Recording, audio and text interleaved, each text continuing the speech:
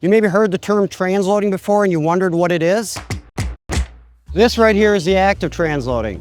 Transload for a number of different reasons. It could be the product came in and it was taller than expected and it's on a piece of equipment that isn't best suited for that cargo and you want to transload it to a piece of equipment that's lower to the ground. It could be because customer chose to use a Mexican carrier direct on the Mexican portion and they need to transload it to a US carrier on the second portion. Or as what can happen in transportation, there could be maintenance issues with that trailer that we need to move it from one trailer to another so that it can make its final mile to delivery. We ensure that all of our yard personnel are forklift certified, and we have two 35,000-pound forklifts and a spreader bar that allow us to haul wide and heavy equipment properly and effectively to ensure that we minimize and mitigate any potential risk to your product during that transloading process.